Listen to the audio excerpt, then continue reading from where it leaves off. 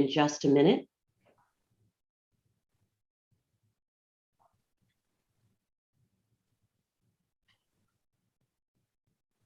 Thank you so much for joining us this afternoon or morning, if it is for you. We're going to get started in just a minute. I can see the number of attendees still, that number is still rising.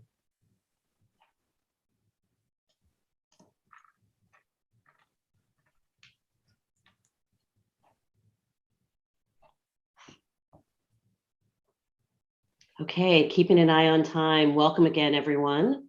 My name is Bridget Long, and I am the Dean of the Harvard Graduate School of Education. I'm absolutely delighted to welcome you here today for this critical conversation as part of the Askwith Education Forum, our signature lecture series, bringing leaders in the field of education to our community to share knowledge, experience, and insights. This forum was established to strengthen the intellectual life of the school through the exchange of ideas, conversation, and debate. And today we're going to be talking about the power of personal narrative and personal identity as a tool for teaching and understanding history. We are honored to have the producer and participants of a new documentary on the Holocaust with us today. But first, some housekeeping.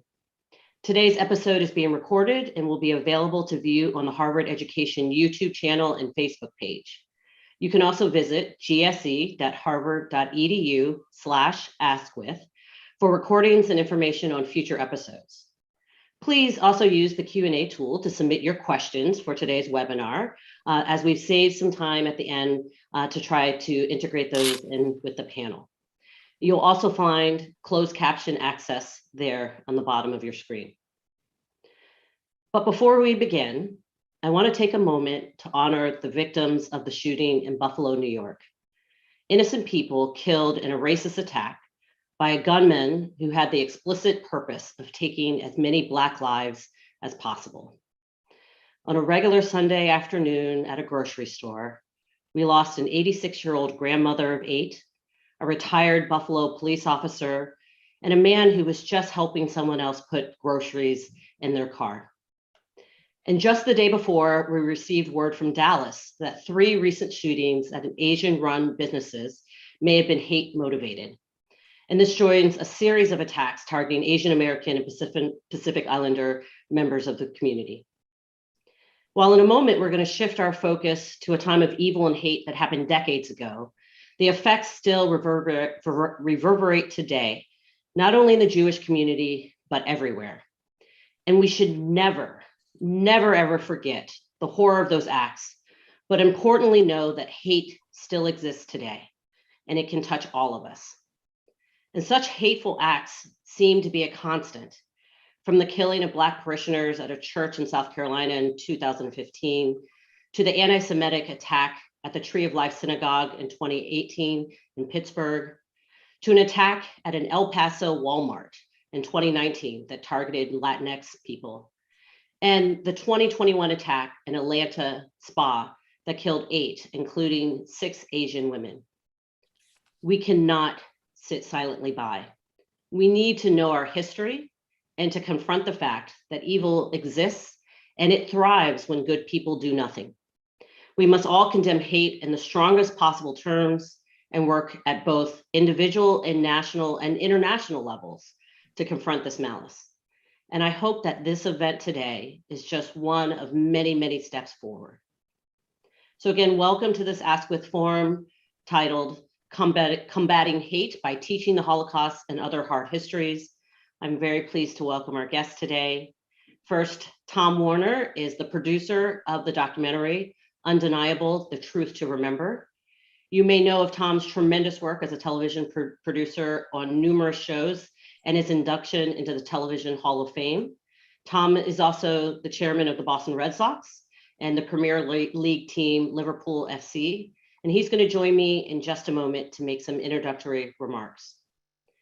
The documentary, Undeniable, features Holocaust survivor Ruth Steinfeld and Houston high school teacher, Laporche Abram, who are also with us today. Ruth is a courageous Holocaust survivor whose family was deported from Germany in 1940 and imprisoned in Gurs, one of the largest Nazi concentration camps in France. Her parents arranged for Ruth and her sister Leah, just ages 7 and 8, to be smuggled out of the camp. But Ruth never saw her parents again, and years later confirmed that they were killed in Auschwitz. She has been sharing her story through the Holocaust Museum Houston in Texas with nationwide audiences, and she was awarded the French Legion of Honor to recognize her bravery. Ms. Abram is a U.S. history teacher from Hastings High School in Houston, Texas.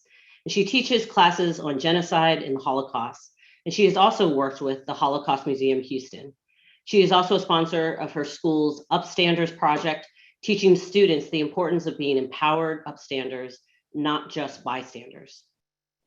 We're also joined by Daniel Braunfeld, who is an educator, facilitator, and program leader at Facing History in Ourselves, an internationally renowned nonprofit organization that confronts bigotry and hatred by using lessons of history. It creates resources and educational opportunities that challenge teachers and students to recognize our collective history and how it informs our attitudes and behaviors, and allows us to choose a world of equity and justice. And prior to joining Facing History, Daniel was a history and humanities teacher in California, New York, and Boston. And finally, I want to thank Eric Soto-Shed, who's our moderator for today's conversation. Eric is a lecturer of education at HGSC and served as the founding director of the Harvard Teacher Fellows Residency Program. Prior to joining us, Eric directed the Secondary History and Social Studies Education Program at Brown University, and he received his PhD in Curriculum and Teacher Education from Stanford. His work as a teacher educator has greatly informed by 8 years of experience as a high school social studies teacher in urban schools, and his continuing passion to help struggling students become critical thinkers. So please join me in welcoming our guests. And now I would like to invite Tom Warner, the producer of Undeniable, to share his thoughts on the importance of teaching about bias, hatred, and anti-Semitism. Tom? Thank you, Bridget, and it's a real pleasure to talk to all of you today. This project originated with a desire to really do something to educate people about the horrible tragedy of the Holocaust and to make it relevant. As Bridget just said, the Holocaust is not something that just happened once in history. The sad fact is that hate crimes, as Bridget said, exist today. And I had the scary, I read the manifesto of this man, Peyton Gendron, who shot and killed these people over the weekend in Buffalo. And his manifesto sounded like it could have been something out of Mein Kampf, because he's concerned about the low white birth rates in the world, and the fact that the European people will be replaced by people of other colors, and that certainly resonates as something that could have come from the Holocaust. You know, when we pitched this show to CBS and MTV, and you have the link to it, what got everybody enthusiastic about it is the sad fact that the Holocaust is probably not taught in the majority now of high schools in America. And I really appreciate what Laporche is doing. She's a social studies teacher in Houston. And if you watch the documentary, you'll see that many of her students were just unaware of the Holocaust. And in America, it's the majority of people cannot even name a concentration camp. So, I'm honored that we were able to interview Ruth Steinfeld, who will be talking to us. And obviously the living witnesses to the Holocaust are passing away. And so we're privileged that Ruth will be joining us. But I just want to end by saying that nothing is more important than education. Everybody on this webinar knows that that's the most powerful way you can combat hate crimes.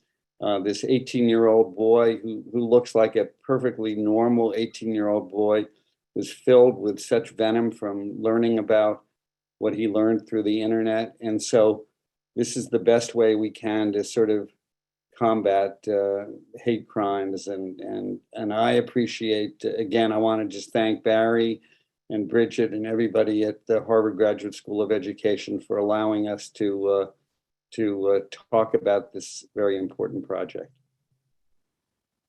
Thank you so much, Tom. And again, everyone, thank you so much for joining us. I can already see from the Q&A, there's interest in viewing the documentary, but I'm going to pass to Eric so you can hear from the panelists and learn more.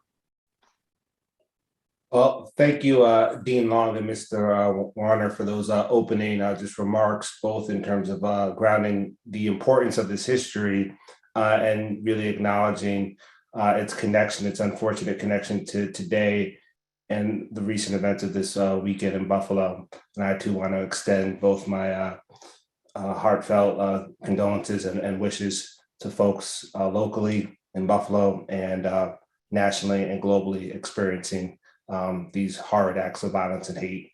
And I think it's an important moment that we're here today to really engage in the power of education to combat hate and really the role that stories can play in that. And so, Ruth, I'd really like to begin with you and just say that, you know, the stories of your life, the stories that you share in the documentary are unforgettable. And I want to thank you actually for your bravery in sharing the memories of your trauma that you experienced. The question that we'd like to open up with is, why did you decide to speak out and tell your story to young people today? In 1981, we went to Israel for a reunion of Holocaust survivors, at which time I went to the Yad Vashem, and I saw at the time a grave all by itself amongst other graves, but this one was by itself, and all it said was children, 1,500,000. At that moment, I actually learned for the first time how lucky I was to be alive, as all the children 14 and under were automatically put to death. And I had always wondered why there were such few people of my age that were Holocaust survivors. And I made a silent vow at that time that I, who had never told anybody about my life during the Holocaust, would speak for that 1,500,000 children who never had a chance. And it's been a few years, but I have never given up on my promise. And that is why I speak of the Holocaust. Thank you. Thank you so much for sharing that. And so I'd like to turn to you, Laporche. We got to see, or many of us got to see this powerful story of Ruth and others on this documentary, a really gripping documentary. But Ruth actually visited your high school class in Houston and met with your students. Can you tell us what you noticed about your students' responses to meeting and engaging with Ruth? Yes, sure. Hi, good morning, everyone. So with that visit, with Ruth coming to see us, a lot of the children were actually able to connect with her story in one way or another, with their own personal stories. And I think that caused them to really engage with her and to really take the time to listen to her story. They, spoke about how they remember moments within their own lives where they were either separated from their family or separated from their parents or loved ones in that sense, or just with them being a minority themselves and how they could relate to that from hearing her story. So it was really interesting to see, but it was also, nice to see as well, to see that our children from, this day and age, here we are at the time it was 2021, who are able to resonate with what she was going through and be compassionate towards her. Thanks, Laporche. And so really hearing you talk about the connections being made, both students being able to connect to some of the trauma they experienced, as well as really having empathy through hearing Ruth's story and her experiences. And so I want to pick up on this thread of story and turn it to you, Daniel, with the idea that what this documentary does so effectively is connect personal narrative, personal history to the larger types of histories that we're trying to study. And so I'd love if you can maybe just talk a bit about the power of bringing history to life with personal stories. Sure, Eric, thank you so much. And Ms. Steinfeld and Ms. Abram, thank you so much for being part of this conversation and bringing it to so many schools and educators around the country and around the globe. This idea of bringing stories into classrooms, I think really, if we think about the study of history, there are all kinds of orientations and lenses that we can bring to an academic study of history. And there are institutions that are filled with historians who think about that. But if we're going to think about education in our K-12 space, we can't only think about history, we have to think about the young people in front of us. And when we think about in the work that we do in middle schools and high schools, these are young people who are engaged in the writing of their own story. Adolescence is about writing and narrating and rewriting and thinking and exploring stories. So if we only present history as a timeline of dates and events, which are not unimportant, we need to situate history in time and place. But if we leave out those stories, what we're missing is that how people are responding to the world around them, the texture of what people think about. And as you said, this idea of empathy. I used to tell my own students that people in history were not waiting around for some flashing light that said, come join the civil rights movement, as though that textbook chapter had already been written. Or people in 1920s Germany did not know that they were living in a context that years later would become called the Holocaust. There's no context for what history will later call this. So the stories help young people realize not just those big textbook chapters, but what are the motivations and consequences and inspirations that are leading to people's everyday choices. And the piece that I want to add of not only does it connect history to the present is it also, these stories help students respect history. And what I mean by respecting history is I urge as many educators as I can to please stop asking your students, what would you have done if you lived 100 years ago, 200 years ago? Because like Ms. Abram said, our students don't need to wonder what they would have done. They are living lives. They are writing their own stories. And if we can bring historical voices and stories into the classrooms, we can empower students to think about their stories and their agency in the present. And I think stories allow us to both face the texture of history and empower students to think about their own decision-making and power in their own stories. Mm. Thanks, Daniel. And what I want to do here is to see if we can take up this idea of students writing their stories. And I want to turn to you, Ruth, and see if we can just glean some more insights from your experience. And so, one of the real powerful parts of the documentary is, telling the story of waving goodbye to your mother for the last time at the age of 7. And then you and your sister come to America at ages 13 and 14, and somehow we're able to start a new life and a new family in this country.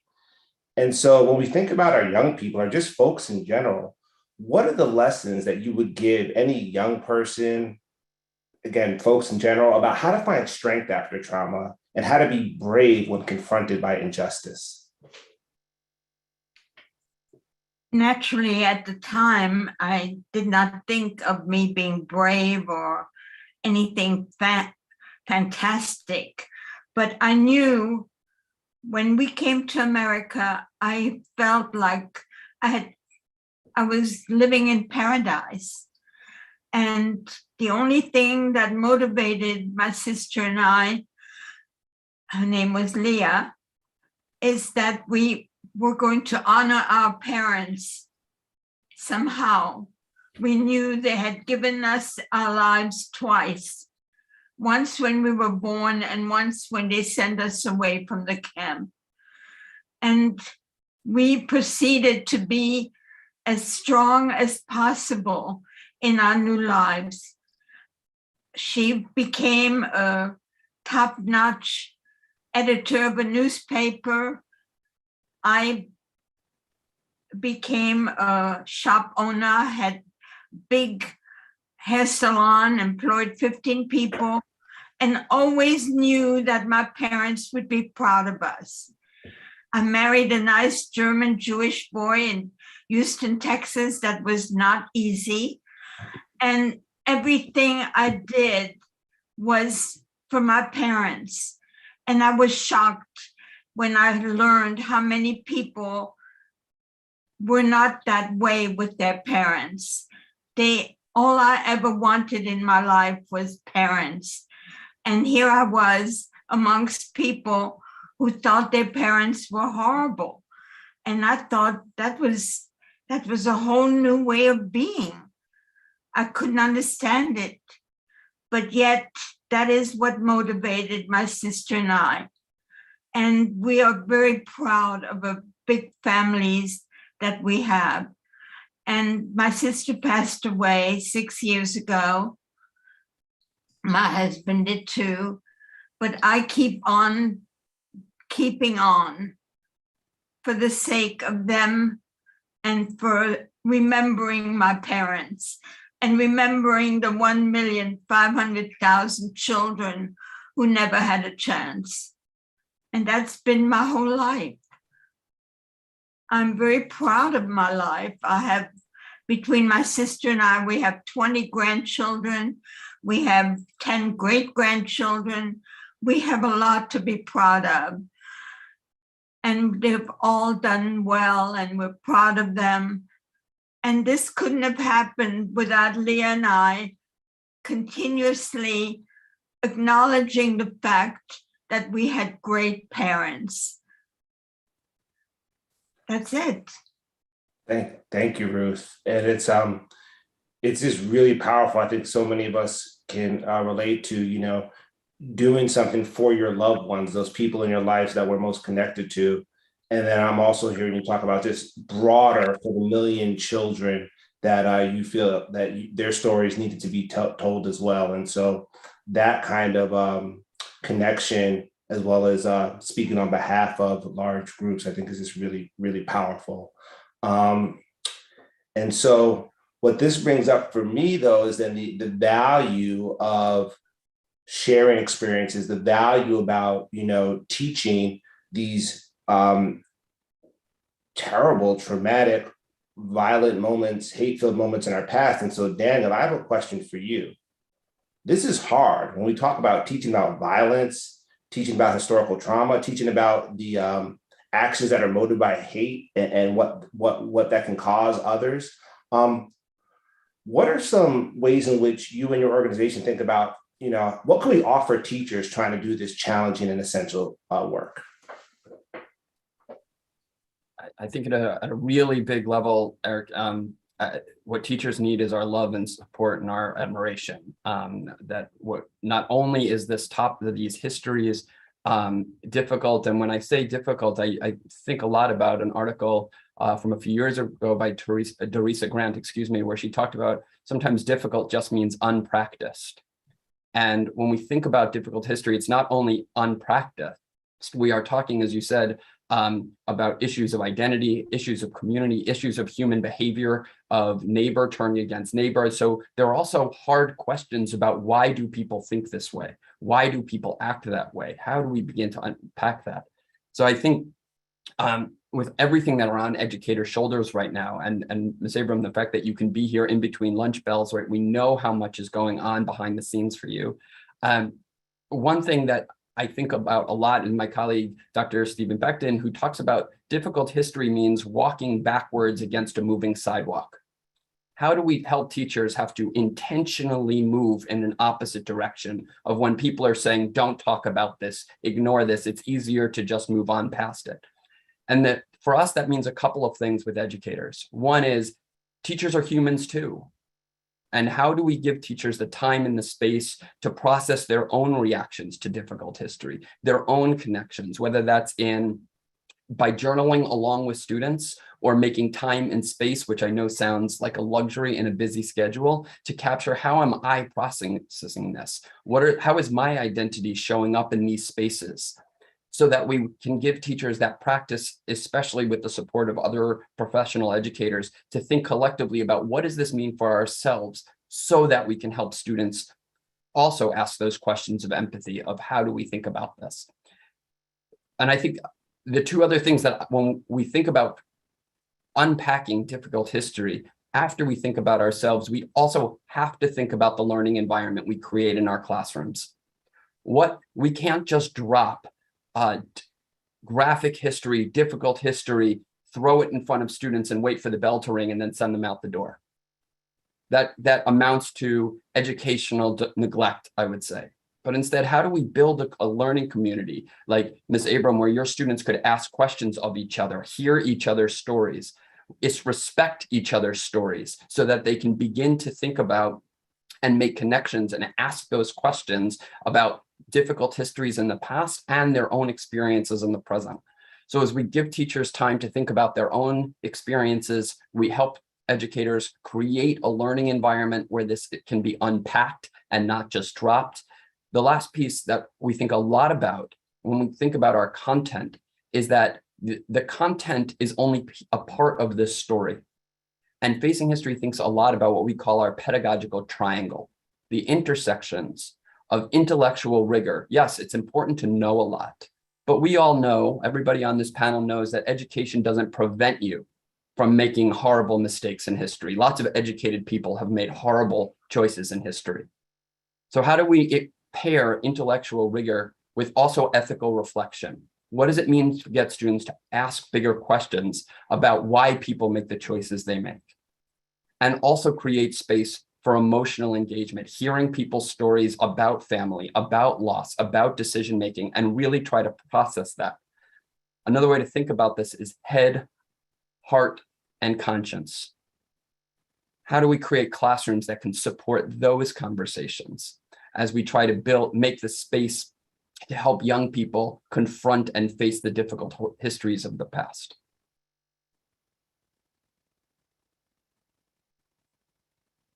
Wow, Daniel, that was just really thorough and thoughtful.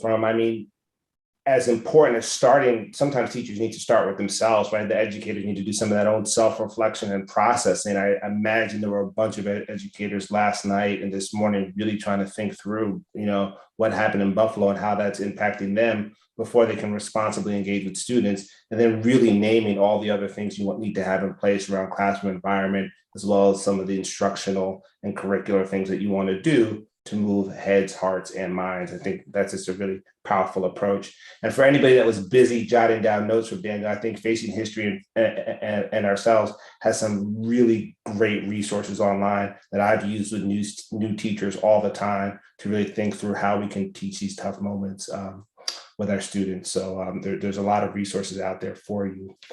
So Laporche, I want to come to you, because one of the things we're talking about is like all teachers need to engage in hard moments at some times. You can't, unfortunately, work and live in this world without violent events coming up that impact, the nation, the world, our communities, and having to engage with that. But you actually teach a class on genocide and the Holocaust, and so this is like the focus of your coursework day in and day out. And I'd love if you could just tell us a little bit about like why do you teach a course like that, and why is it important? Well, I really enjoy teaching this course with my students because it allows them to open up and provide expressions that they may not be able to do in other history classes that we have here. Because, with other subject matters, oftentimes we are solely focused on the facts or giving the students the facts and not allowing them the opportunity to relate to the subject matter or even, process it. And with my class, we have the time to go, into depth about what happened and even bring in, what's going on currently. As you all were talking, I was thinking about a lesson that we do where we look at personal narratives of the Holocaust. And a lot of those personal narratives come from children themselves. So what I typically have the students do is I have them keep their own diary. And in recent years, these last couple of years, it's been really interesting because one of the biggest things that happened for these particular children is they had to live through a pandemic. They had to live through school shutdowns and, for some of them losing family members or having parents hospitalized. So by them living through such a big ordeal and a big event that happened worldwide, and then being able to write about it, but then take what they experienced themselves and, do a parallel to what other kids have gone through as well, no matter the time difference, no matter that, this happened in World War II and what they're currently going through, they're able to draw in those connections. So they're able to feel that empathy and be able to understand more so of what these particular groups of individuals were going through. And I think that that's important because once we're able to make those connections and they're able to find something that they can relate to, they then become interested. They then become invested in wanting to learn more. I've had students, who wanted to find out more about an individual story to see if they could research what happened to them next because they then had that investment. So I think that's why I enjoy doing it, because I see those receipts. I see the light bulbs going off. I see the kids, becoming involved and invested in the story. And that's why I also think that it's important to continue to teach these lessons. Wow. And I really just appreciate that insight into like the specific ways in which you're engaging young people in their own sort of diary and journaling and how that's just been a really powerful part of your classroom. But now I want to ask you, like teacher to teacher, like I know things don't always go smoothly. So can you maybe share with us a challenge? Like what's been a challenge that you faced in doing this really important work? The challenge that I face for some of my students is having that open dialogue, especially when you want to have a classroom discussion and, all students aren't quite there yet where they're comfortable with sharing or, want to speak up with their other classmates. And I think that by far has been the most challenging because the individual work they will do. They will do the individual work with no problems. Is when I want to engage them more in a discussion as a whole group that they may tend to shy away from it. So it's me having to find ways to introduce them to the topic or whatever it is that we're talking about and ask specific questions that will allow them the ability to share. Great. Thank you so much. And I think even with that challenge, you're offering us some insights in how to sort of, engage with this work and really thinking about the specificity and substance of the questions that we ask students to really bring them out into those larger group settings. So thank you for sharing that. All right. We have one more question before we jump to some Q&A from our gracious folks joining us today. And so, Daniel, you mentioned earlier about, teachers needing to respect history and not really asking what would you do to students, but like, what could we do now? And so I'd love if you could maybe share some points about thinking about history as a lever for change. And how does the study of history empower students to be change makers in their world?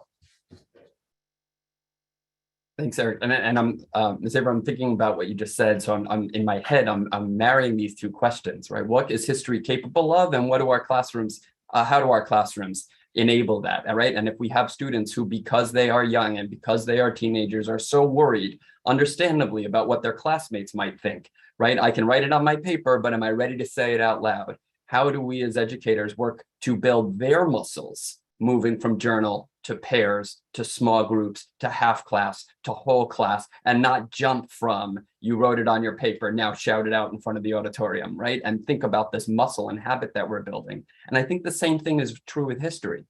I think something that happens is we tend to spend, it's easy to spend a lot of time at the end of stories. And what I mean by that is, what happens if we only leave students in the Civil War, or only leave students in the final solution of 1942 to 1945? And one of the things that I've been very lucky to learn from our scholars of Facing History, Professor Larry Langer talks about this idea that in some points of history, what we're looking at is choiceless choices. We are understanding the horrors of history where people, it's not the right time to ask people about the morality of their choices in these depths of horror. What we learn from that is empathy. What we learn from that is warning, but that's not the place to start asking students about participating in a democracy, because that opportunity is already passed. But if we extend our view, what happens after the American Civil War? We have 12 years of Reconstruction where democracy is possible. What happens before the final solution? We have roughly 20 years in Germany where democracy was possible. And if we can help students unpack those moments, understand the warnings, understand the question of what choices do people make in times of fear and crisis, how does that lead to election results? How does that lead to how you treat your neighbor? We don't need to wait until the end of the story before our students go, wait a second, there's a problem. By learning about those moments where democracy is fragile, where opportunities are possible, our students learn two really important lessons. They learn that history was not inevitable. It didn't have to happen the way it did. It happened so we can learn from it. But if we can go backwards in time and look at those decision-making processes going forward, students can begin to understand pressures and consequences, and not only the outcome. And similarly, if they have that framework, we call it, in Facing History, we call it the universe of obligation. How do I understand the decisions I'm making about the people around me? We're empowering students to look out the window and say, what decisions are you making in your own community? Not because these are the same. Ms. Abram, you talked about connections between history. This isn't about comparison. It's about how am I learning from the decisions of the past to influence the decisions I make in the present. Not only about waiting for the entirety of it to crumble and say, whoops, we should have done something. So history provides that sandbox. It provides distance. It provides a little bit of arm's length for students to be able to wrestle with these questions about how people treat each other, engage in processes. What are the impacts of ideologies, so they can begin to recognize their agency in the present. Mm. And Daniel, it's just, for me, it's really great how you're taking, this broad aspiration of empowering students and really drilling down into what it means to make decisions, and how history is just filled with possibilities to analyze, think about, and really learn what are the decisions we could have made and what are the decisions that we can make in our current moment. So I thank you for that. Would love to ask a bunch of follow-ups, but we are being flooded with great questions in the chat. So I'm going to pause from my questions. I'm going to turn to the chat. And if it's okay with the panel, I'd love to ask you all some questions. Okay, let's see what we got here. Oh, Ruth, here's a great question for you that I'd like to ask, okay? What do you think the world still needs to learn from the Holocaust and the experiences you had? I'm afraid that we're going to have to really work on that. What the world has experienced is 6 million Jewish people died for no other reason other that someone decided that we were not welcome in this world, my parents included. What we need to learn is that we're all created equally, as we all know that. But to experience it is to be able to love your neighbor as yourself. I think that would be my answer. I think that would be an amazing lesson that I hope we can all continue to strive to teach and learn. Thank you, Ruth. Next question we have from our panelists, it's really to Daniel and Laporche. One educator asked, can you talk about the surprising insights that students can often have? Sometimes the words and reactions from young people can be amazing. is there like an example you might highlight of a reaction from some young people that you've worked with teaching hard histories?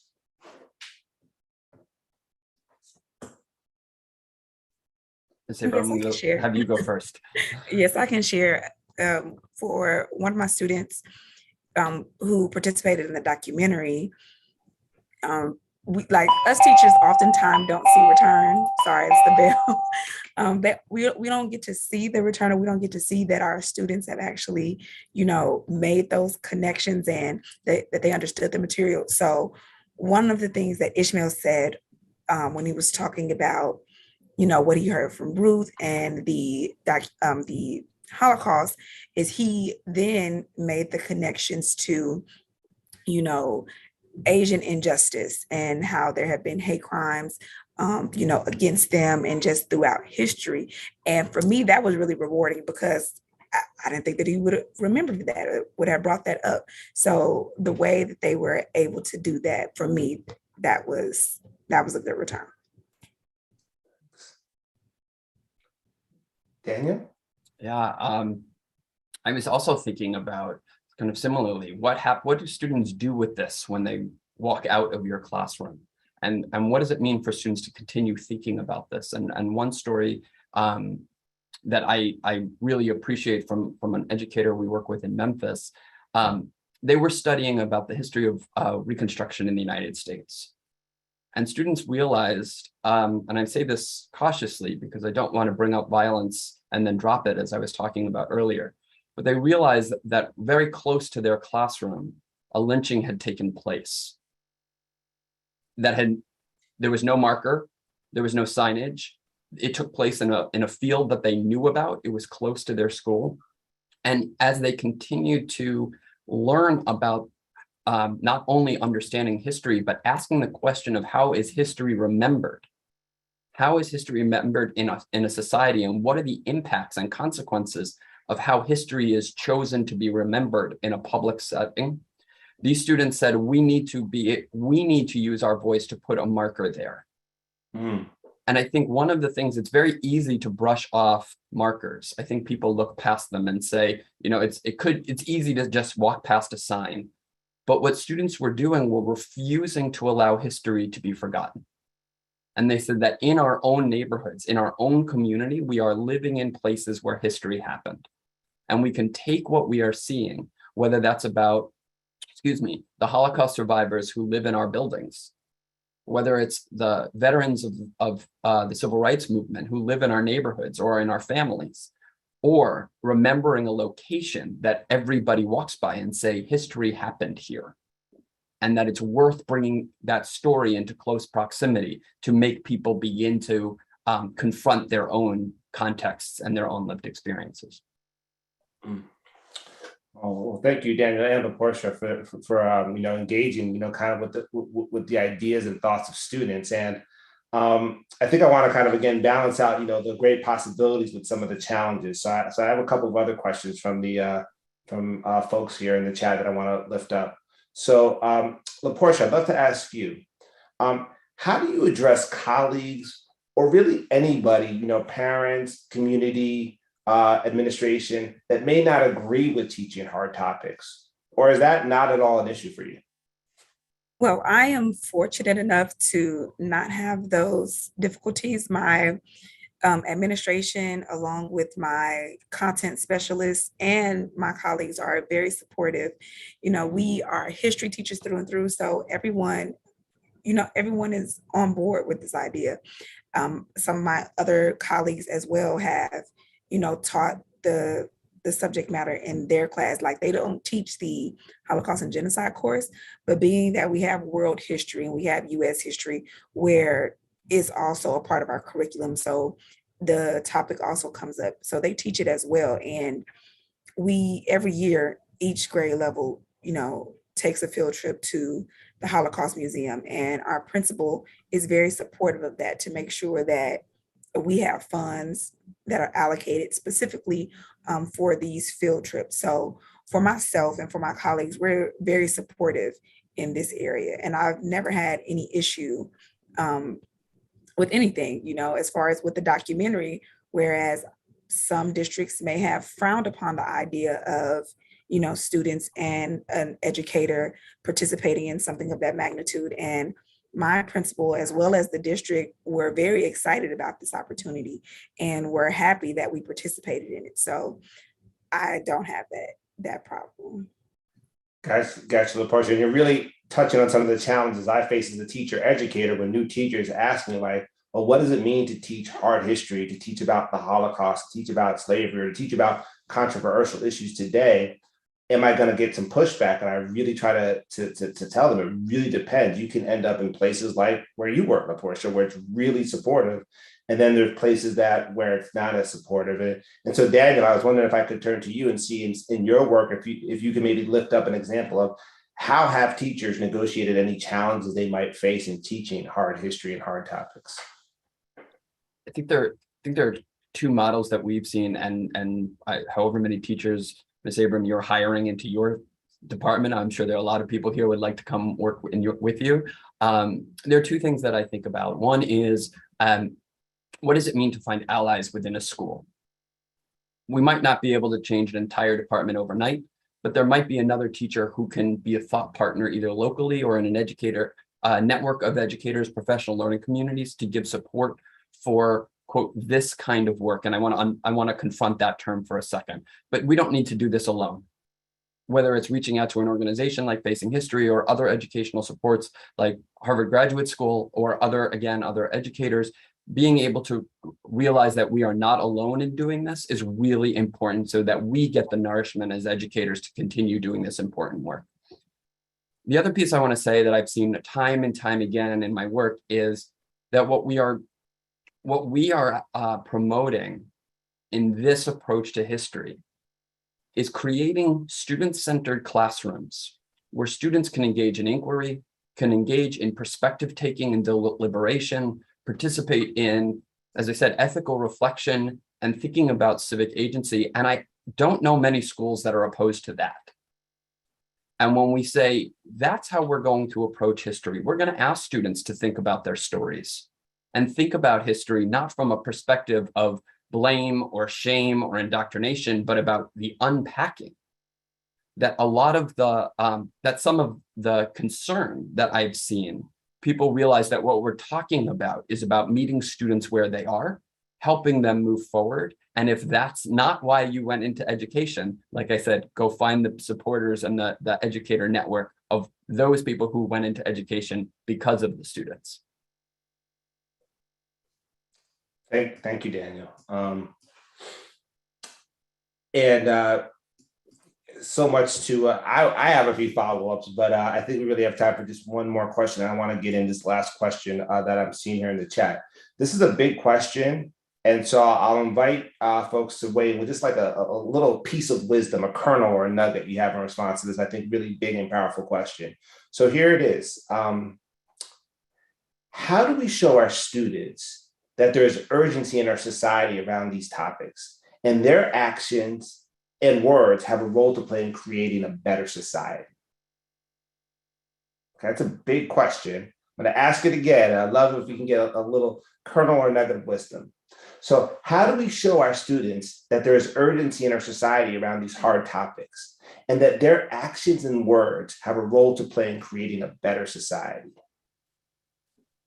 I can answer that, Eric, as far as something that I do with both my in-class students and the upstanders that I sponsor is we do an activity called Universe of Obligation. And with this, the students start by who's in their universe of obligation.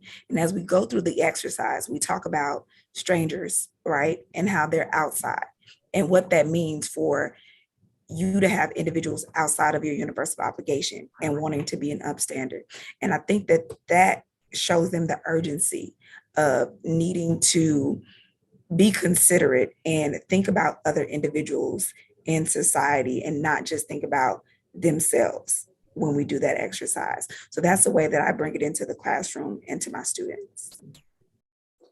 Thanks, Laporche. Ruth, did you want to respond as well?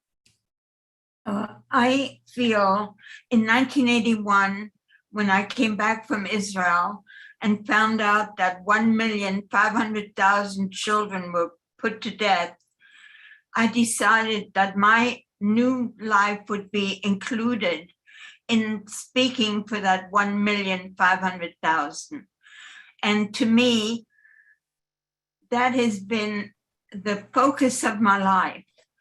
I'm now very old, but I still am available in case anybody wants to know what happened, so that no one will ever think that it didn't happen and we're making it up and we're just looking for a little sympathy. That's not it.